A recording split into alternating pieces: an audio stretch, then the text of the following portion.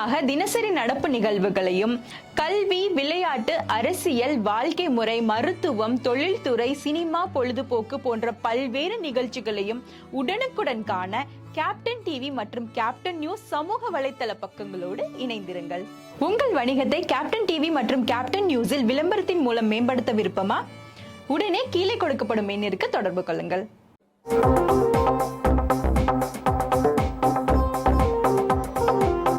விமான சாகச நிகழ்ச்சியில் பாதுகாப்பு தர தவறிய தமிழக அரசை கண்டித்து திருமதி பிரேமலதா விஜயகாந்த் அறிக்கை ஒன்றை வெளியிட்டுள்ளார். அந்த அறிக்கையில் சென்னை கடற்கரையில் விமான சாகச நிகழ்வு சாவு நிகழ்வாக மாறியது கண்டனத்துக்குரியது.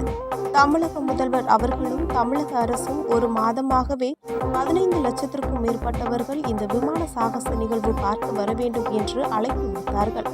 அதை நம்பி மக்களும் வந்துவிட்டனர். ஆனால் அங்கு எந்தவித பாதுகாப்பு முன்னேற்பாடுகளும் செய்யாமல் 5 உயிர்கள் பலியாகி இருக்கிறது.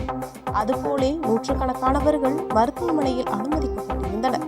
இந்த நிகழ்வு அரசியலுடைய நிர்வாக சீர்கேட்டிற்கு முன்னுதாரணமாக அமைந்துவிட்டது. உலகமே வியக்கக்கூடிய அளவு விமானப்படையினர் சாகச நிகழ்வை மிக சிறப்பாக செய்து முடித்தனர்.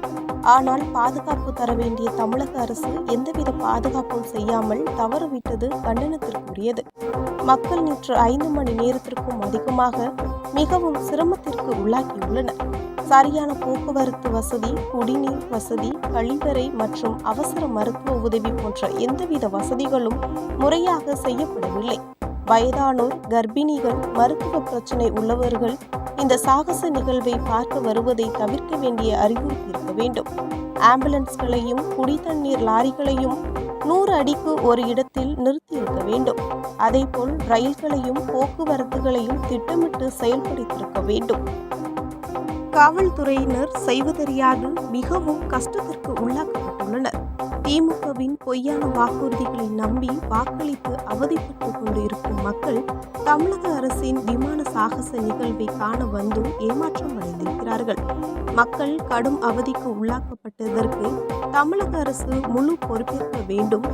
அரசு அதிகாரிகளும் ஆட்சியாளர்களும் தங்களுக்கு மட்டும் எல்லா வசதிகளையும் ஏற்படுத்தி கொண்டும் கருப்பு கண்ணாடி போட்டு கொண்டும் இருந்ததாலோ என்னவோ மக்களின் கஷ்டம் அவர்களின் கண்களுக்கு தெரியாமல் போய்விட்டதோ. தமிழக அரசு இறந்தவர்களின் குடும்பத்திற்கு 10 லட்சம் இழப்பீடு வழங்க வேண்டும். தேமுதிக சார்பில் இறந்தவர்களின் குடும்பத்தினருக்கு ஆழ்ந்த இரங்கலை தெரிவித்துக் கொள்கிறோம். இறந்தவர்களின் ஆன்மா சாந்தியடைய எல்லாம் வல்ல இறைவனை வேண்டிக் கொள்கிறேன் என்று அந்த அறிக்கையில் தெரிவித்துள்ளார்.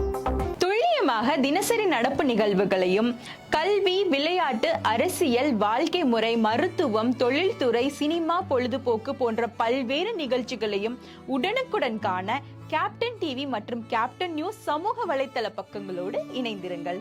உங்கள் வணிகத்தை கேப்டன் டிவி மற்றும் கேப்டன் நியூஸில் விளம்பரத்தின் மூலம் மேம்படுத்த விருப்பமா? உடனே கீழே கொடுக்கப்படும் எண்ணிற்கு தொடர்பு கொள்ளுங்கள்.